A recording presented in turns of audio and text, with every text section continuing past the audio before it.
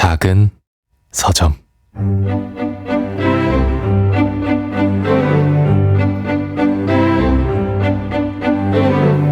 안녕하세요. 작은 서점에서 장강명의 인생책 코너를 맡고 있는 소설가 장강명입니다. 어제에 이어서 오늘도 웹툰 작가 이종범 작가님과 함께 하는데요.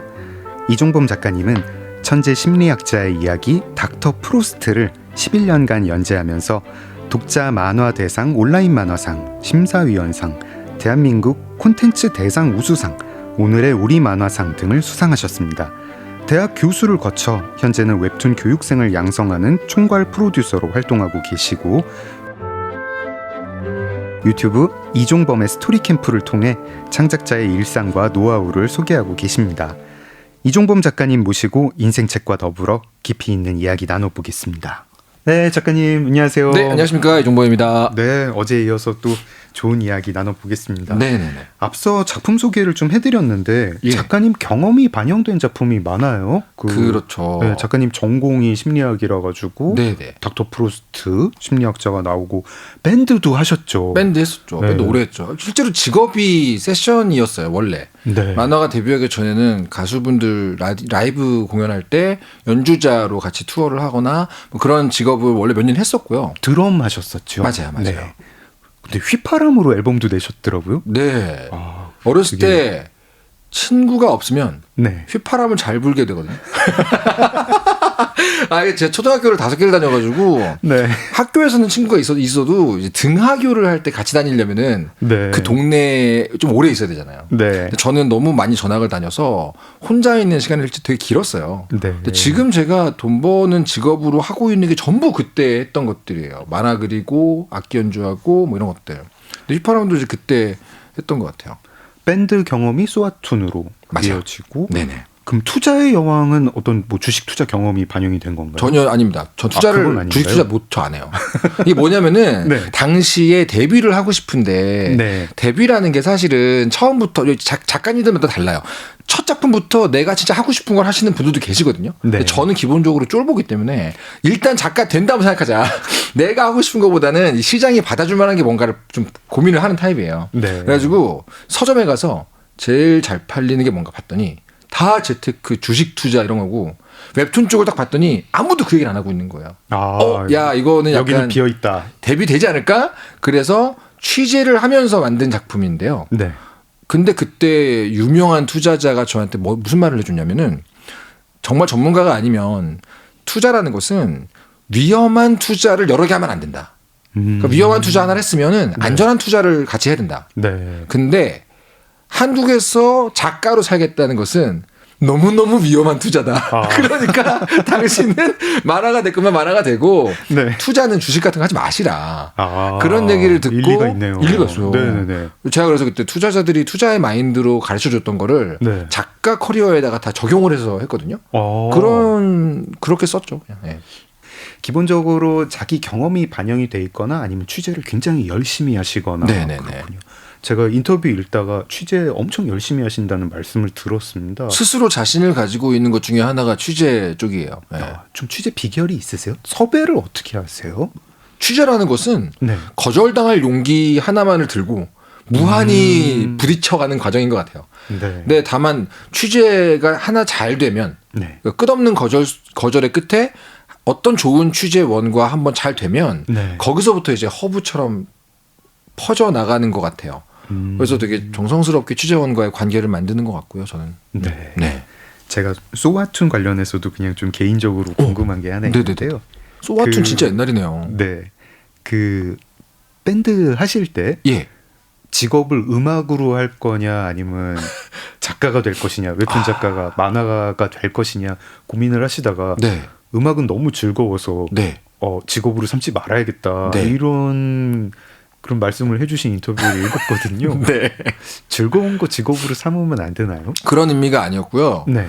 제가 가지고 있는 직업 윤리에 그런 게 좀 있었던 것 같은데 내가 지금 하고 있는 일이 상대에게 즐거울까 안 즐거울까를 조금도 고민하고 있지 않았어요, 제가.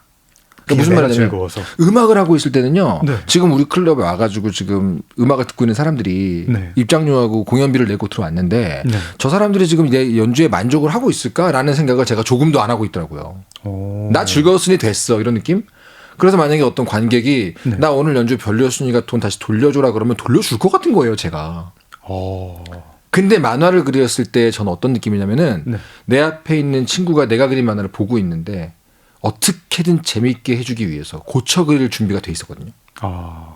그럼 저는 그 대가로 돈을 요구할 수 있잖아요. 네. 난 너를 어떻게든 만족시켰다. 네. 그게 훨씬 직업에 맞는 마인드라고 저는 생각을 했어요. 작가님은 그러면은 작가님 작품에 대한 감상 같은 것도 좀 리서치를 하시고 좀 반영을 하고 그러시나요? 엄청 많이 보죠. 아 그래요? 그 에고 서치라고 하잖아요. 네네. 자기 이름이나 작품 이름 검색해 보는 거 네네네. 부끄러워하시는 분들 많은데 작가들은 그거 에고 서치 아닙니다. 그거는 시장 조사죠. 어떻게 내가 소비되고 있고 내 작품의 독자들이 어떤 반응을 보이는가를 보는 것은 직업인으로서의 기본적인 부분이라고 보거든요. 아, 알겠습니다. 네네네네. 네. 어제 1부에 이어서 오늘 2부에서도 인생책 이야기를 나눌 텐데요. 1부에서 무라카미 하루키의 직업으로서의 소설가 존 브록만이 엮은 위험한 생각들 만나봤고 2부는 그 유명한 데미안, 네. 헤르만 헤세의 데미안을 집중해서 이야기해 보겠습니다. 작가님 목소리로 이렇게 데미안에 대해서 좀 소개를 받고 싶습니다. 아 데미안이요. 데미안 어떤 책인가요? 데미안은 학교 폭력으로 휘달리던 싱클레어라는 친구에게 어느 날 전학 온 폭풍의 전학생이 문제를 싹 해결해주는 얘기로 보이지만 네. 사실은 그런 얘기가 아니고 네. 싱클레어라는 어떻게 보면 헤르만 헤세의 자전적인 느낌이 좀 담겨 있는 어떤 소년이 인생과 삶에 대해서 알아나가면서 본인에게 아주 큰 영향을 끼쳤던 데미안이라는 친구와의 어떤 교분과 관계를 통해서 내적 성장을 이뤄나가는 얘기죠. 근데 이 작품의 마지막 부분이 그 모든 여정을 다 끝내고 돌아봤더니 내 내면에는 나를 이끌어줬던 데미안을 닮아있게 된 나의 얼굴이 있었다라는 식으로 끝나거든요. 네. 저는 이 작품 때문에 자기 이해와 어떤 성장, 내적 성장 이런 테마가 제 안에 처음으로 좀 자리를 잡았던 것 같아요. 네. 작가님이 그럼 데미안 처음 접하게 된 거는 언제인가요? 초등학교 6학년 때 아. 제가 보기에 그 당시 초등학교와 중학교에서 나눠주던 네. 필독 도서 목록은 정말 유명하다고 아무거나 넣은 게 아닌가. 이거 애들이 읽으면 안 될 것 같은데 싶은 책이 멀쩡히 막 들어가 있었거든요. 네. 근데 저는 초등학교 6학년 때 이제 아는 척과 잘난 척을 너무 하고 싶었어요. 그래서 야 어떤 책이 제일 잘나 보일까. 그래서 잡은 게 이제 데미안이었는데 네. 한 글자도 이해를 못 하겠는 거예요. 전혀 이해를 못 하겠는 거예요. 데미안 사실 저 데미안 한 여러 번 읽었는데 네네네네. 이 방송 때문에도 또 읽었는데 아, 읽을 때마다 더 모르겠더라고요. 오 무슨 데미안 책인지. 어렵습니다. 근데 네. 그래가지고 제가 약간 오기가 들어가지고 매년 한 번씩 읽었어요. 중1 때 한 번, 중2 때 한 번, 중3 때 한 번 이렇게 읽었던 것 같아요. 고등학생 시절이 지나가면서 데미안이라는 전체 작품이 제 안에 완전히 자리를 잡았던 것 같아요. 그때쯤 되면 이제 이해가 된 거죠. 데미안이 그러니까 초등학교 6학년 때 읽으셨을 때도 뭐 잘 이해는 안 갔지만 그래도 뭔가 마음에 꽂히는 구석이 있었던 거잖아요. 네, 어떤 부분이었습니까? 처음 봤을 때 꽂힌 부분은요. 네. 그 폭풍의 전학생 데미안과 학풍물 이게 자극적이에요. 전반부에 네. 초반부에 싱클레어가 되게 착한 아이였다가 네. 이제 아차 싶어가지고 이제 일진무리에게 당하기 시작하거든요. 그쵸. 야, 근데 그 부분 보면은 정말 마음이 쫄깃쫄깃해요. 네. 싱클레어 어떡하냐 얘. 누가 좀 구해줘라 좀. 네. 근데 갑자기 완전 웹소설 주인공 같은 데미안의 전화가 와가지고 내가 다 처리했어 싱클레어 하면서 싹 정리하는 부분의 쾌감이 그 초등학교 6학년 이종범에게는 꽤 재밌었어요. 되게 마성의 전학생이잖아요. 네. 굉장하죠. 굉장히 진짜 웹툰에 나올 것 같은. 그렇죠. 네. 폭포의 전학생. 네. 근데 나이가 들면서 점점 그 당시에 나에게 건네는 말이 달라진다는 걸 느꼈어요. 제가 데미안을 통해 또 뭘 배웠냐면 좋은 작품은 여러 개의 레이어를 가지고 있어서 독자의 그 당시 삶의 어떤 노정에 필요한 얘기를 건네준다. 네. 그러니까 중학생인 나에게 건네줬던 얘기, 고등학생인 나에게 건네줬던 얘기가 다 달랐었어요. 네. 그게 되게 좋은 작품 혹은 고전들의 특징이 아닌가라는 생각이 들어서 이런 작품들은 언제 읽느냐도 굉장히 중요한 것 같은데 네. 가장 제가 사춘기 시절 그리고 작가 지망생으로서의 자아가 막 고개를 들 때쯤에 그때쯤에 여러 가지 이제 필수 영양소들을 골고루 이제 떠먹여준 작품이라는 생각이 들어요. 그런 거 보면은 청소년 필독서에 데미안이 들어있는 게 또 한편으로는 좀 납득이 되기도 하고 약간 발칙한 부분이 있지만 네. 뭐 그렇죠. 많이들 또 이제 데미안 접했다는 분이 이제 청소년 때 접했다는 네네네. 분들도 많고 막 맞아요.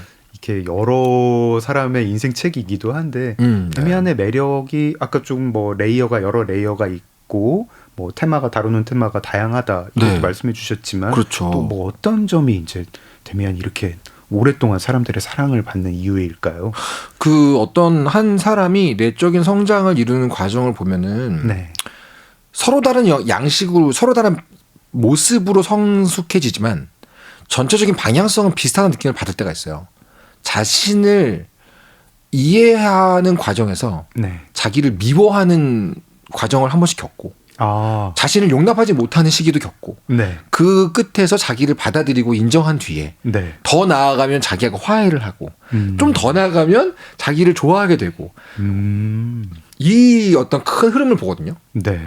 근데 그 과정에서 내가 멘토로 삼았던 혹은 목표로 삼았던 혹은 나의 양분을 줬던 어떤 사람의 존재가 초반부에는 자신의 멘토 역할을 해주지만 네. 다 성장하고 난 뒤에 충분히 성장하고 난 뒤에 성숙해진 상태에서 자신을 보면 어렸을 때 내가 봤던 그 멘토의 얼굴을 내가 하고 있구나라고 느낄 때가 있어요. 그게 정말 제대로 성장했다는 증거이기도 하겠고요. 예, 그래서 정말 다양한 내적 성숙의 공통된 얼굴을 보여주는 책이라는 생각이 들었거든요. 아, 그게 참 좋았고 네. 심지어 저는 이제 교수가 된 뒤에는 네. 데미안의 또 다른 에피소드가 좋아지더라고요. 어떤 에피소드? 싱클레어가 데미안하고 잠깐 헤어지는 시기가 있어요. 네. 이제 데미안에 의해서 참 많은 것들을 배우다가 데미안과 헤어지는 시기에 굉장히 싱클레어가 막 나 막 살 거야 이러면서 막 엇나가는 시기가 있거든요. 네. 금쪽이 시절이 있어요. 네. 근데 그때 이 오르간 연주자 피스토리우스라는 사람하고 시간을 보내잖아요. 네. 그 피스토리우스가 데미안 대신에 이제 대체제 역할을 해주거든요. 네. 대체제 역할을 해주는데 문제는 싱클레어가 피스토리우스로부터 많은 것들을 배우다가 한번 들이받아요. 네. 머리가 커가지고. 근데 거기서 피스토리우스가 큰 충격을 받아요. 멘탈이 나가버립니다. 네. 근데 거기서 내가 배웠던 게 좋은 멘토는 언제나 멘티로부터 부정당할 준비를 하고 살아야 된다. 왜냐면 저는 그런 생각을 하거든요. 제 제자나 학생들이나 이런 분들이 나중에 좋은 작가가 되면서 네. 저의 가르침이나 제가 저로부터 공유받았던 저로부터 배웠던 것들을 부정하는 시기가 오길 바라요. 왜냐면 아까 얘기했듯이 그렇다고 해서 내가 틀린 게 아니라는 어떤 안정감을 좀 갖고 있어야 네. 그들이 저에게 반하면서 자기만의 길을 찾거든요. 네. 그래서 되게 성숙한 멘토가 되려면 이 피스토리우스가 참 안 되는구나 이게. 그런데 멘탈이 나가면 안 된다. 대학원생이 고개에 쳐든다고 상처받는 교수같이 되면 안 된다.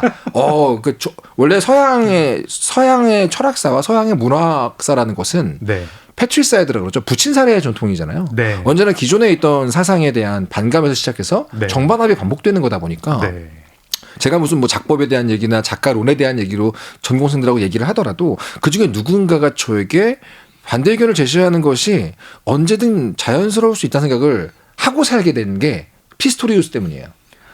오히려 그 아버지를 살해하려는 욕망 자체를 인정하지 않는 것이 약간 이제 동북아시아의 그렇죠.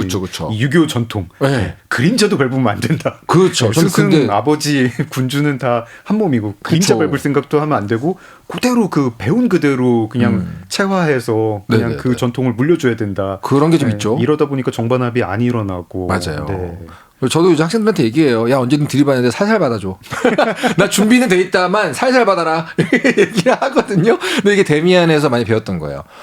교육자로서의 저도 되게 저에게 중요한 부분인데 네. 교육자로서 많은 걸 배웠던 부분도 데미안에 있네요. 보니까. 어떤 성장 과정에 대한 그런 은유로 네. 쭉 읽히네요. 그러다 맞아요. 보니까 데미안의 제일 처음에 나오는 그 유명한 구절, 알이 뭐죠? 알은 껍질을- 세 개다. 네, 알은 세 개고 새는 껍질을 깨고 그 알에서 벗어나야 다음 세계로 나가고 껍질을 깨는 과정이 아버지를 죽이는 거군요. 태어나려는 자는 누구는 그 세계를 파괴해야 된다. 세계를 처음 봤을 때는 뭔 소리야? 이거 이러면서 알아듣지를 못했는데 다 읽어보니까 네. 우리 모두는 모종의 세계를 깨면서 나아갔구나라는 걸 좀 알게 됐죠. 그리고 왜 이게 첫 번째 장인가 제목이 두 개의 세계잖아요. 네네네. 자기가 이미 두 개의 세계에 걸쳐 있는 존재인 거를 알고 있고, 맞아요. 네, 하지만 빛의 세계만 보다가 네네네. 슬슬 어둠의 세계를 보다가 네. 아, 내가 속한 빛의 세계를 깨야 되는구나. 그러다 맞아요. 나중에 이제 두 세계를 통합을 하고 작가님은 그러면은 작가로 성장할 때 네. 그런 아버지, 네. 예, 살해 대상이 되는 아버지 같은 어떤 관념이든 아니면 네네네네. 실제 인물이든 그런 게 있었나요? 저 당연히 저의 친부 아버님하고는 굉장히 사이가 좋고요. 굉장히 저 존경하는 네네. 분이고 이런 비유적인 의미로서의 부친이라고 네. 한다면 제가 되게 존경했던 많은 작가들을 보고 자랐잖아요. 네. 그 사람들로부터 많은 걸 배우려고 했지만 네. 어느 시점에서 이야기란 어때야 한다라고 제가 느끼는 생각과 다른 것들을 발견할 때가 있어요. 네. 그런 것들을 많이 살해하고 자랐죠. 예를 들면 저는 이것도 저만의 생각입니다만 저의 것이니까 뭐 온전히 제 거죠. 네. 이야기에 너무나 강력한 기능을 믿어버렸기 때문에 네. 어떤 종류의 이야기는 세계의 해악이 될 수도 있다는 생각을 할 때가 있어요. 사실 뭐 이야기 없이 세상에 해악을 끼치는 사람은 그러니까 네. 혼자 그 완력으로 세상에 해악을 끼치는 사람은 네. 그 사람을 인명을 살상을 해도 100명 미만인 것 같아요. 아, 그렇죠. 네. 근데 이야기 작가들은요. 제가 보기에는 네. 사람을 1000명, 10,000명 네. 괴롭히려면은 이야기의 힘을 빌리는 수밖에 없어요. 그죠. 일종의 핵잠수함이거든요. 네. 나치즘이든 뭐든 네. 간에. 네. 작가란 존재 하나하나가 일종의 전략핵이라고 좀 봐요. 아. 굉장히 강력한 그 어떤 영향력을 갖고 있잖아요. 네. 그 기술에 숙달될수록 더더욱 더 멋진 세계를 위해 모두에게 제안을 할 수도 있지만 네. 정말 강력하게 해악을 끼칠 수도 있잖아요. 네. 그런 거에 대한 그 겁을 집어먹는 순간들이 제가 있거든요. 하지만 제가 존경했던 많은 작가들 중에는 네. 전혀 그런 태도로 이야기를 대하지 않는 분들도 있었어요. 이야기는 빛의 세계에만 존재하는 것 이렇게 그렇죠. 말씀을 하시는 것 같았군요. 아니면 뭐 독자들에게 굉장히 즐거운 시간 한 조각 줬으면 됐지 뭐 정도로 본인이 얼마나 지금 강력한 것들을 만들고 있는지에 대해 자각이 없어 보이는 분들도 있었어요. 네. 저는 그들의 생각에 경도되었던 시기를 지나서 네. 그들의 생각을 전면으로 부정하면서 프로 작가가 됐다고 느끼기 때문에 저도 어떤 사람의 생각을 살해하고 큰 거죠. 막 이렇게 막 극적인 어떤 뭐 사건, 에피소드 이런 것까지는 혹시 없었을까요? 저는 진짜 저를 키운 게 8알의 바람이었죠. 독학을 해가지고 저는 진짜 네. 무슨 만화를 누가 배워본 적이 없거든요. 네. 그 이야기도 그렇고 네. 전공생의 삶을 안 살아봤기 때문에 제가 지금 하고 있는 대부분이 독학이었어요. 너무 누구를 들이받고 싶은데 들이받을 사람이 없어.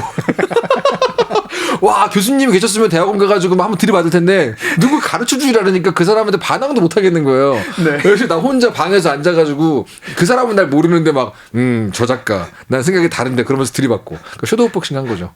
그래서 부친 사례를 좀 그 드라마틱하게 하고 싶었지만 그럴 만한 샌드백이 없었습니다. 그래도 하나의 세계의 껍질을 부수고 다음 세계로 나오셨고 네네네. 제가 이 껍질 깨는 거 이야기가 나와가지고 네. 드는 생각인데 이게 사실 저희한테 되게 직관적으로 또 매력적으로 다가오잖아요. 예, 내가 예. 어떤 세계 안에 갇혀 있고 그거를 껍질을 깨면서 나는 새로운 존재가 돼서 네. 뭐 아브락사스라고 하는 신한테 날아간다. 그렇죠, 뭔가 그렇죠. 내가 지금의 나보다 더 큰 내가 된다. 이런 생각을 하는데 그러려면 이제 나를 보호해 주는 거를 깨야 되는데 네네네. 그리고 작가님은 가르치는 학생들한테 그러기를 권하시는 거. 권하는 정도까지는 아니고요. 나는 준비가 돼 있다 얘들아 정도지. 야 빨리 와서 날 들이받아 이런 건 아니고요. 모두가 꼭 교수를 들이받아야 되는 건 아닙니다. 이렇게 얘기하죠. 하지만 들이받을 사람이 나올 수도 있다는 준비는 하고 있다. 이 정도죠. 지금도 혹시 뭐 작가님 둘러싸고 있는 어떤 세계가 있고 이거는 깨져야 된다 이런 생각을 하실 때가 있나요? 모르겠어요. 사실은 이야기라는 것에 대해 제가 너무나 경도되어 있다는 느낌을 들 때가 있어요. 네. 이야기는 인간은 절대 이야기를 벗어날 수 없고 네. 이야기적 존재일 수밖에 없고 왜 그럴까에 대해서도 고민을 하고 이야기라는 것의 효과, 효능, 기능, 역사 이런 것들을 계속 보다 보니까 스토리, 이야기 여기에 내가 너무 깊은 애정을 느끼고 있는데 저는 그럴 때마다 속으로 습관적인 반대 생각을 해봐요. 내가 지금 너무나 가치가 있다고 생각하는 것을 정면으로 부정하는 상황을 상상해 볼 때가 있어요. 이야기라는 것은 실체가 없고 무용해라고 말하는 저를 상상해 볼 때가 있는데 네. 그거 자체가 어떻게 보면은 가능성이죠. 저를 깰 수 있는 가능성. 근데 아직은 없는 것 같아요. 아직은 이야기를 믿고 있는 것 같고. 조금 데미안하고는 벗어난 이야기인데요. 네네. 그 저도 가끔 그런 생각 할 때 있거든요. 네. 저도 이제 이야기의 힘을 되게 믿으니까 뭐 이야기를 만드는 사람이 됐는데, 그러니까 사악한 이야기가 있다는 것도 인정을 하고요. 네. 근데 전 이런 생각이 들어요. 제가 작가님이 말씀하시는 거 다 저도 동의를 하고 같은 생각인데, 저희가 이제 이야기 속에서 살고 세상을 이야기로 보게 되고 자기 자신도 어떤 이야기로 파악하고 그런 존재다 보니까 네. 이야기에 너무 홀리는 것 같아요. 네. 그러니까 사실은 통계가 있는데, 통계가 있고 숫자가 있고 그거에 따라서 저희들이 판단을 하고, 특히 이제 커다란 정책 같은 경우에요. 그래야 되는데 너무 이야기 하나하나의 힘에 매료가 돼가지고 맞아요. 예, 세상을 통계로 안 보고 이야기로 보고, 제가 이걸 볼 때 느끼는 게 광고들이에요. 네네네. 예, 광고들이 제품의 장점을 이야기하지 않고 제품의 장점을 호소하지 않고 그렇죠. 어떤 이야기를 짧게 보여줘요. 그럼 거기에 혹해가지고 저 제품을 내가 쓰면 나도 저 이야기의 주인공 같은 존재가 되겠지라고 하고, 맞아요. 이게 사람 되게 홀리는 방법이구나. 이야기의 힘을 좀 사회적으로 억눌러야 되는 거 아닐까? 오. 막 이런 생각도 합니다. 네네네. 정치에서 예, 선거를 할 때 이것이 바로 소설가 장강명의 위험한 생각이죠. 아, 역시 맵다 매워. 야, 소설 쓰는 사람이 이런 얘기를 하다니. 근데 무슨 말인지 알거든요. 네네네. 저 정치 선거를 할 때 그 정치인의 이야기를 궁금해하잖아요. 어린 시절 그렇죠. 어떻게 자라가지고 뭐 이렇게 된 거. 그게 내가 이 공직에 맡기려는 자질이랑 무슨 상관이 있지? 뭐 이런 생각도 합니다. 그래서 전 무슨 생각을 하냐면 네. 이야기라는 것은 자연 발생을 했는데 그 초파리 네. 같은 거예요. 자연 아, 발생을 했죠. 그런데 그 효과와 효능, 그 기능이 네. 너무나 강력하다는 걸 인류가 알아버린 거죠. 네. 그래서 어떤 새로운 종류의 기술이 나오거나 네. 어떤 새로운 현상이 벌어지면 이야기라는 것은 미친 듯이 달려가지고 딱 묻어요, 거기에. 그렇죠. 영화가 처음 등장했을 때는 기록 매체였거든요. 그러자 이야기가 달려서 담겼죠. 게임이라는 건 처음에는 시뮬레이터였어요. 갑자기 그러니까 이야기가 담겼죠. 네. 광고도 처음에는 정보 전달이었거든요. 근데 갑자기 이야기가 묻었죠. 모든 것이 이야기가 모든 것에 결합을 이야기가 와서 묻어버리는 걸 네. 보면 그만큼 이야기는 강력하구나라는 걸 알게 되는데. 심지어 저 자신의 트라우마, 고통, 뭐 네. 행복 이런 것도 다 이야기로 그렇죠. 네, 생각을 하니까요. 그러다 보니까 말씀하신 생각에 전 되게 공감도 가는데, 그래서 어떻게 할 거지? 내가 보기에 이거 별로 그렇게 좀 건강하지 않은 이야기다 그러면 바로 소송 때려야 되나? 그게 아니거든요. 저는 그래서 결국은 이게 이야기 시장에서 독자들의 마음을 빼앗기 위해 이야기들끼리 싸워야 한다고 보는 편이에요. 사악한 이야기 혹은 사실을 왜곡하는 이야기가 있으면 다른 이야기로 맞서야 된다. 이렇게 네. 이해하면 될까요? 그렇게 생각을 하거든요. 그게 작가로서 저의 생각이지만 근데 이게 어렵습니다. 왜냐면은 이게 네. 몸에 안 좋아야 잘 팔리잖아요. 누가 그런 말 했잖아요. 여기 조미료 얼마나 넣어야 되니까 너네 가족이 먹지 않는다 생각만큼 뿌려.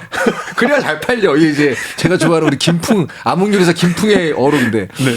마찬가지로 정말 자극적이고 정말 캐치한 이야기들은 네. 그런 어느 정도의 해악성을 갖고 있잖아요. 네. 그것과 승부하기 위해서 어떻게 해야 할까는 고민을 좀 많이 하죠. 데미안이라는 이야기 자체를 좀 이야기를 해보려고 하는데요. 네네네. 일단 이 플롯부터 좀 쉬우니까 플롯부터 이야기를 해볼까 싶습니다. 되게 이렇게 무슨 성장 단계를 되게 네, 도식화했잖아요. 1단계, 그렇죠. 2단계, 3단계, 4단계 네. 뭔가 좀 설계가 있었던 것 같고 근데 또 막 이렇게 이야기가 전개되는 방식은 사실은 좀 말하자면 이제 뭐 장르 소설 작가라고 치면 되게 저는 좀 불만이 좀 있습니다. 네네. 뭐를 무슨 이 사람을 만났는데 개연성을 꿈에서 오래 봤다. 뭐 그쵸, 이런 식으로 그쵸. 예, 어디선가 목소리가 들렸다. 뭐 그쵸. 네가 올 줄 나는 알고 있었다. 뭐 이런 식의 막 우연적 전개. 맞아요. 예, 이런 건 좀 어떻게 보세요? 저는 뭐 나는 저렇게 못하지만 누군가는 할 수 있겠지. 어차피 남의 작품인데 뭐 이런 생각으로 그렇게 생각해 보니까 제가 네. 다른 작가는 어떻게 작업하는가에 대해서 그닥 관심이 없는 것 같아요. 그냥 이 작가 저 작가가 갖고 있는 공통점들을 모아서 네. 가르치고 연구하고 그런 것 같거든요. 실제로 뭐 핍진성이니 개연성이니 당위성이니 이런 거에 대해서 네. 그런 건 모르겠고 그냥 막 썼어. 근데 사람들이 좋아했어. 그러면 저는 네. 왜 좋아할까를 주로 보려고 하지 네. 그거를 왜 안 했을까를 보지 않는 것 같아요. 어떤 이야기가 사람들에게 어필한다는 것은 네. 그러니까 이런 거죠. 저는 이제 주로 가르칠 때도 그렇게 가르치거든요. 예술의 세계, 이야기의 세계라는 것은 구멍 막기 싸움이 아니다. 네가 그림을 좀 못 그려서 안 될 거야라고 생각하면 그건 네 구멍인데 네. 구멍을 막아가며 싸우는 세계가 아니고 너는 어떤 작가의 만화가 완벽해서 좋아한 적 있니? 없잖아. 장점으로 승부해라. 너만이 할 수 있는 중요한 하나가 있으면 네. 나머지 어디에 구멍이 있어도 독자들은 볼 이유가 생긴다. 네. 그런 얘기를 하거든요. 네. 마찬가지인 것 같아요. 누가 뭐 개연성, 당위성, 핍진성 없어도 사람들에게 호소를 했다는 것은 무언가를 제공했다는 얘기잖아요. 네. 저는 그럼 그걸 보려고 하는 거죠. 무엇을 제공했을까? 저도 그런 생각을 많이 해요. 안 그러면은 본인을 용납하지 않는 창작자가 되어 절대 창작을 못하게 된다는 걸 배웠기 때문에. 일단은 작가님은 네. 취재를 하거나 경험을 바탕으로 작품을 만드실 때 그 취재를 하는 이유는 개연성이나 핍진성을 얻기 위해서 취재를 하시는 거죠? 아니 사실 궁금해서 하죠. 저는 덕질이라고 봐요. 덕질. 저는 이제 공부와 덕질과 취재는 같은 거라 보는데 네. 그 결과 돈을 쓰면 덕질이고 돈을 벌면 취재거든요. 명쾌하다. 네, 저는 그래가지고 제가 예를 들면은 뭐 심리학 얘기나 뭐 네. 어떤 직업이나 어떤 상황에 대해서 진짜로 궁금해가지고 막 엄청 찾아봐요. 네. 찾아가서 직접 보기도 하고 물어도 보고 그거다 보면은 네. 그 안에서 재미있는 소재와 이야기거리들과 장면들이 나올 수밖에 없어요. 네. 그것들을 이야기에 담는 것 뿐이거든요. 그리고 그때 어떤 담기는 거는 네. 그러면은 사실 이제 독자들은 그렇게까지 개연성이나 핍진성을 따지는 게 아니다. 근데 취재를 통해서 뭔가가 담기긴 담긴다. 네. 이렇게 보시는 건가요? 글쎄요. 개연성.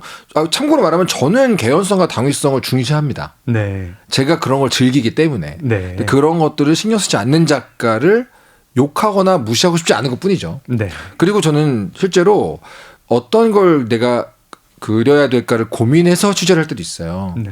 스티브 잡스 말 중에 제가 제일 좋아하는 말, 그분의 뭐 직업 자체가 명언제조기잖아요. 그 중에 뭐 제일 좋아하는 말 중에 뭐냐면 사람들은 생각보다 본인이 원하는 걸 본인이 모르고 있다. 모른다. 보여주기 전까지는. 네. 이 얘기를 하거든요. 저는 취재 중에 되게 중요한 것 중에 하나가 내가 이 이야기를 하고 싶었구나를 발견하고 싶어서. 나 이런 종류의 인간들에게 끌리고 네. 이런 종류의 서사에 끌리는구나를 발견하고 싶어서 취재하는 경우도 있어요.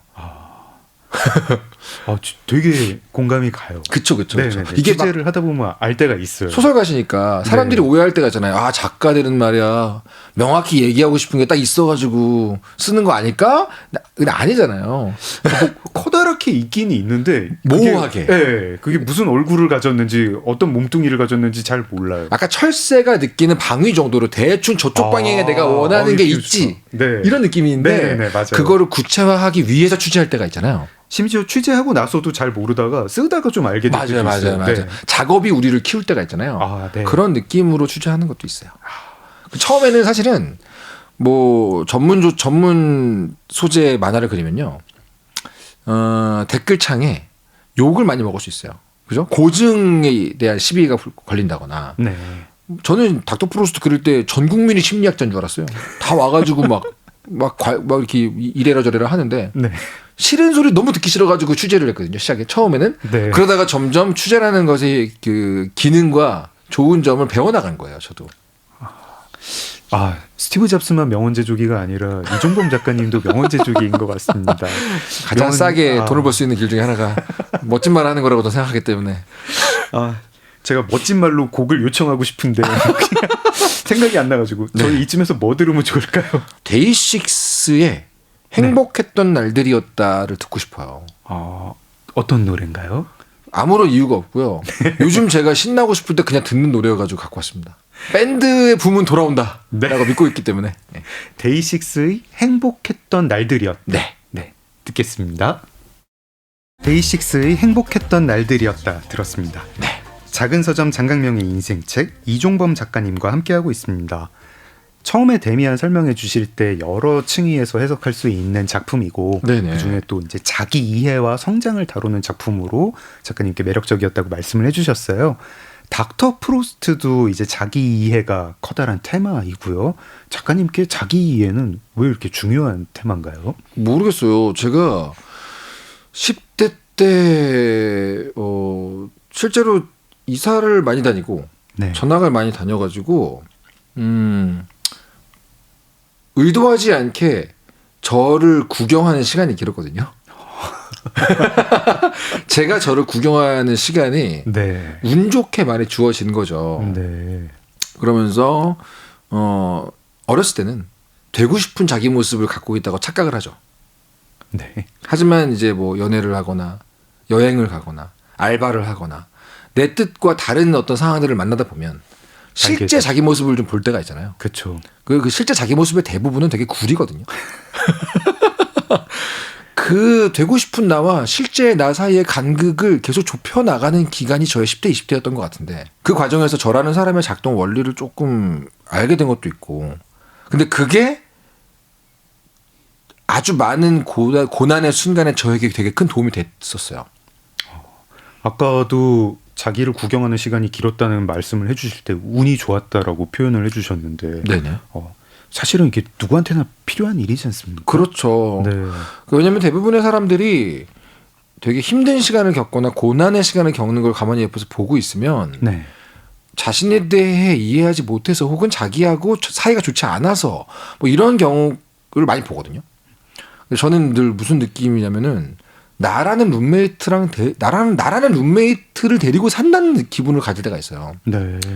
그러니까 되게 친한 룸메이트에게 해주고 싶은 대로 나에게 해주는 게 좋다는 생각을 하고 있고 네. 근데 이 모든 것들은 자신에 대한 이해가 올라가면서부터 가능했던 거거든요.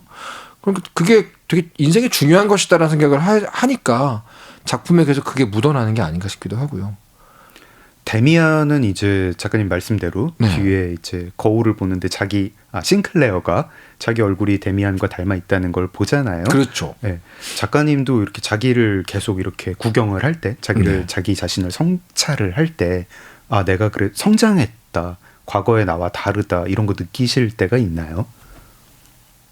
이게 뭐 확실히 조금 그래도 나아졌네라는 생각을 할 때도 있지만 네.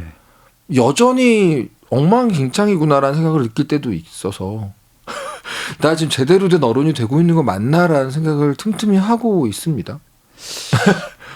자기 자신을 이제 못 보는 사람이 있고요. 그러니까 객관화가 아예 안 되는 사람. 그리고 나는 그분의 내면에서는 이제 자기 자신이 거대한데 네네. 밖에서는 사람들이 안 알아주니까 계속 이제 그거를 과시하려고 하고 좀 이제 딱한 그런 분도 계시고 그렇죠. 혹은 자신을 보기는 하는데 그게 너무 구리니까 말씀대로 부정하거나 외면할 수도 부정하거나 있죠. 아니면 혐오하거나 혐오할 때도 계속 있죠. 자기를 학대하고 맞아요. 예, 자기 자신을 보는 거에서 더 나아가지고 화해도 하고 껴안고 이래야 되는데 네네. 뭐 어떤 비결이 있을까요? 자기 이해 다음 단계가 자기 이해만으로 끝나는 게 아니고 그거랑 좀 화해를 해야 되는데 혹은 근데 잘 확실히- 지내야 되는데 좋은 룸메이트로 네네네. 페르시아의 왕자는 게임 아세요? 네 압니다. 페르시아의 저희들 왕자. 어릴 때 다들 그렇죠. 네, 그 페르시아의- 컨트롤 조작을 해야 됐죠. 네. 그 페르시아의 왕자 이야기 하다 보면 뒤쪽에 거울 속에서 내가 튀어나오거든요. 그래서 나하고 상대를 해야 돼요. 그게 상당히 그 게임의 뒷 스테이지라 가지고 저는 거기까지는 못 갔어요. 네네네. 저는 이제 원코인 클리어 하는 사람이기 때문에 그때 그 나하고 싸워야 될 때 네. 이기는 방법은 칼을 넣는 거예요. 왜냐면 거울상이기 때문에 걔도 칼을 넣어요. 아 그런가요? 아 저는 그거 보면서 와 페르시아의 왕자 이렇게 철학적이었어라고 무릎을 탁 쳐가지고 도가니가 나갈 뻔했는데 그때 느꼈던 게 네. 자기 화해가 중요하다는 일종의 테마였던 것 같고 네. 근데 거기에 제가 제일 도움된다고 생각하는 거는 건강한 커뮤니티 그러니까 나를 네. 조금도 평가하려 들지 않는 지인이 필요하다는 생각이 들어요. 아 그렇습니까? 그건 왜 그런가요? 어떤 느낌이냐면은 네. 우리가 산부인과에서 태어날 때 제일 먼저 듣는 말이 우량하냐 미숙하냐 평균이냐거든요. 그러니까 우리는 태어나는 순간부터 평생을 우리에게 점수를 매길 준비가 되어 있는 누군가를 곁에 두고 사는 거예요. 네. 그러다 보니까 자기 화해를 하기에는 너무나 험난한 환경 속에 살고 있는 거라고 봐요. 네. 모두가 나에게 별점 매기려고 준비하고 있는데 어떻게 나에 대해서 좋게 얘기하겠어요. 내가 스스로가. 그럴 때 아무런 조건 없이 이유 없이 나를 긍정해주는 좋은 친구나 지인이나 가족이나 이런 커뮤니티를 어떻게든 손에 넣는 게 되게 중요하다는 생각을 할 때가 있어요. 그런 안전한 환경 안에 들어가야 네. 초조한 불안감, 죄책감이라는 것을 잠깐 빼놓고 나에 대해 볼 여유가 생긴다는 느낌을 좀 받아요. 저는 그 도움을 많이 받았기 때문에 그런 것 같아요. 물론 뭐 자기 성찰이나 뭐 걸작에 대한 뭐 걸작을 통한 자기 성찰, 독백, 자기 객관화 뭐 다 필요하겠지만 네. 누구나 그게 쉬운 건 아니잖아요. 말씀을 듣고 나서 데미안을 생각을 해보니까 네네.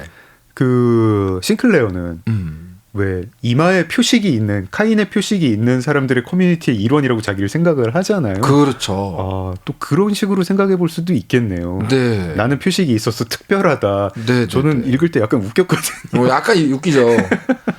이코라는 게임과이랑 비슷해요. 이코. 그건 무슨 게임인가요? 머리에 뿔이 난 채로 태어난 소녀는 네. 마녀에게 제물로 바쳐줘야 되는 게임이에요. 거기서 나이가 머리에 뿔을 달고 태어나거든요. 네. 바쳐지는데 그 아이가 결국은 자신의 뿔을 긍정하고 성장해서 돌아오는 얘기거든요. 근데 그러려면은 자기를 긍정해주는 한 명의 동반자가 필요한데 그 게임은 그런 내용이에요. 저는 그런 종류의 친구 하나라도 있으면 좋은 커뮤니티 있으면 더할 나위 없고 네. 그런 생각이 들죠. 데미안이 저는 사실은 좀 뒤로 가면 이제 좀 관념적인 이야기도 많이 나오고 좀 모호해가지고 엄청 나옵니다, 진짜. 네, 모호해서 무슨 말이야 하고 약간 불만이 많았는데 작가님이랑 말씀을 나누다 보니까 이게 뭐 모호해서 그런 건지 아니면 이제 심오한 의미를 제가 못 파악한 건지 모르겠지만 얘기를 하면 할수록 나눌 이야기가 참 많은 책이네요. 네, 그래서 저 말고도 많은 사람들이 데미안을 인생책으로 꼽는다는 걸 보면은 나에게만 어필한 건 아니었구나라는 생각이 들 때가 있고요. 저 하나만 좀 결말에 대해서 약간 궁금한 게 있는데요. 네네. 끝에 이제 전쟁이 나잖아요. 전쟁이 나죠. 전쟁이 나고, 네, 세계대전이 나고 헤르만 헤세는 분명히 평화주의자였는데 네네. 데미안만 읽으면 네네. 이 전쟁은 세계가 개선되기 위해서 필요한 전쟁이다. 네네네. 세계 전체가 껍질을 깨고 새로운 세상이 그런 되기 식으로 위해서 얘기를 하죠. 예, 전쟁을 찬성하는 것 같은 느낌이에요. 네네네. 작가님은 어떻게 읽으셨나요? 저는 어떻게 읽었냐면 네. 헤르만 헤세가 전쟁을 찬성한다고 느껴지진 않고 네. 인간은 결국 전쟁을 하게 될 거야. 중요한 건 우리가 거기서 뭘 건질 거냐인데 네. 라는 생각인 것 같아요. 인간은 너무나 우둔하고 미련하고 나약해서 결국은 전쟁을 하게 되는 종족이다라는 일종의 체념을 느낀 게 저거든요. 데미안 보면서. 네. 그때 예술가와 작가들이 해야 할 일은 우리는 지금 이 경험을 관통하면서 무엇을 남겼고 네. 무엇을 얻었는지에 대해서 복기해보는 게 작가와 예술가들의 임무 아닌가라는 생각을 하는데 네. 거기에 의미를 어떻게든 부여한 것이 헤르만 헤세의 그 구절이라는 생각은 들어요. 인간은 결국은 그런 종류의 역사 속에서의 미련한 짓을 통해서 아주 조금씩 앞으로 나아가고 있잖아요. 네. 그런 식의 의미 부여가 아닐까 생각이 들었었어요. 지금 또 이렇게 전쟁 중에 이런 말씀을 나누게 되니까 그러니까요. 내가 전쟁에서 뭔가 임무가 있겠구나 이런 생각도 약간 들기도 합니다. 네네네. 데미안 뭐 이렇게 길지 않게 말씀 나눠봤는데 갑자기 진짜 제가 데미안 그렇게 좋아하지 않았는데 네네네. 한 번 더 읽어야겠다 이런 생각이 좀 듭니다. 네네네. 노래 한 곡 들어보려고 합니다. 어떤 네. 노래 들을까요? 데이브레이크의 네. 넌 언제나를 듣고 싶습니다. 네. 이 원곡도 굉장히 좋아했던 옛날 노래인데 밴드로 편곡을 진짜 기가 막히게 해가지고 네. 제가 좋아하는 김이나 작사가님께서 저희 강추를 하셔가지고 그때부터 꽂힌 곡이거든요. 네. 요즘에도 기분 전환할 때 항상 듣습니다. 알겠습니다. 밴드 버전 데이브레이크의 넌 언제나 듣겠습니다. 데이브레이크의 넌 언제나 들었습니다. 작은 서점 장강명의 인생책 이종범 작가님과 함께하고 있습니다. 작가님, 저희가 이제 공통 질문을 드리는데요. 네네네. 인생책에서 가장 좋아하는 문장 부탁드립니다. 데미안에서 작가님이 제일 좋아하는 문장 어떤 문장인가요? 저 데미안에서요. 네. 제가 이거 적어왔거든요. 이런 문장이에요.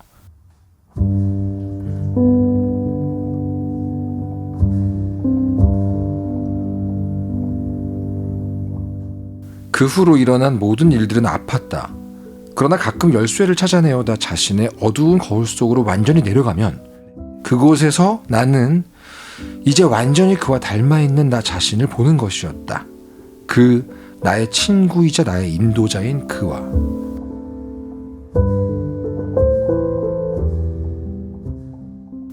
이게 마지막 문장이에요. 네. 근데 언제나 이 마지막 문장을 읽고 싶어서 달려가던 책이었어요, 저는. 네. 네. 싱클레어가 거울을 보면 데미안과 닮아 있는 자신을 보는. 그쵸. 네. 왜냐면 이게 성장 소설이라고 하지만 이야기의 완결에서 싱클레어가 다 성장해서 짠땡 졸업 이렇게 안 끝나고 네. 나 그 후에도 엄청 빡셌거든요 이렇게 얘기하는 게 너무 좋았어요. 네. 하지만 예전과 달라진 점이 있다면 길을 잃었던 그때와 비교해서 지금의 나의 어떤 상황은 지도가 내 안에 있다는 것이지. 이게 좀 저는 되게 희망적이었달까요? 네. 아, 이렇게 설명과 함께 들으니까 더 각별합니다. 네. 저희 또 공통 질문인데요. 네. 작가님 하루 일과가 어떻게 되세요? 그리고 뭐 매일 좀 지키는 어떤 의식 같은 게 있으신가요? 사실 예전에 운동을 굉장히 많이 했던 시절에는 운동으로 시작하는 건 꼭 지켰었는데 요즘 진짜 바빠지면서 운동할 시간이 없어진 거예요. 그래서 사실은 원래 나의 루틴은 운동으로 시작해서 그날의 웹소 신작으로 끝난다였지만 네. 요즘 그게 없기 때문에 다시 운동이란 루틴을 좀 가지려고 노력하는 중이에요. 네. 즐기려면 체력이 필요하거든요. 쾌락에는 체력이 필요하다.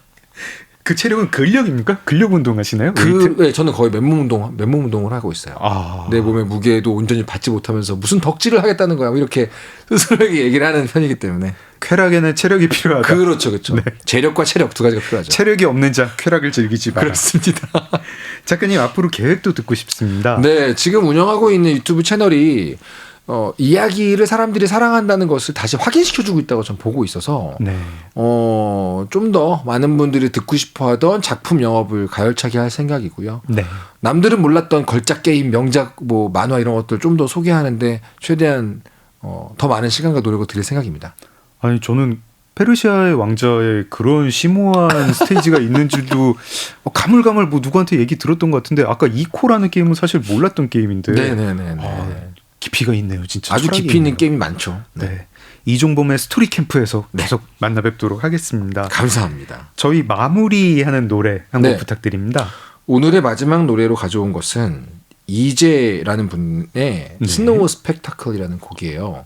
이재의 스노우 스펙터클. 네, 네. 이게 이제 눈송이가 이제 막 날리는 모습을 떠올리게 만드는 제목이지만 곡은 굉장히 차분하고 네. 잔잔하고 조용한데 좀 슬프기도 하지만 서정적이기도 하고 좀 고요해지고 싶을 때 듣는 곡이에요, 이게. 아, 별로 스펙터클하지 않은 곡이군요. 네, 근데 제가 요즘에 고요한 시간이 좀 필요한 시기라서 네. 일부러 약간 저를 좀 다운시키고 싶을 때 이 곡을 듣는 것 같아요. 네. 1부에 이어서 2부에서도 이종범 작가님과 함께했습니다. 저는 너무 즐거운 시간이었는데 청취자분들도 그러셨을 거라고 믿습니다. 작가님 감사합니다. 감사합니다. 네. 이재의 스노우 스펙터클 들으면서 저도 함께 인사드리겠습니다. 지금까지 소설가 장강명이었습니다. 감사합니다.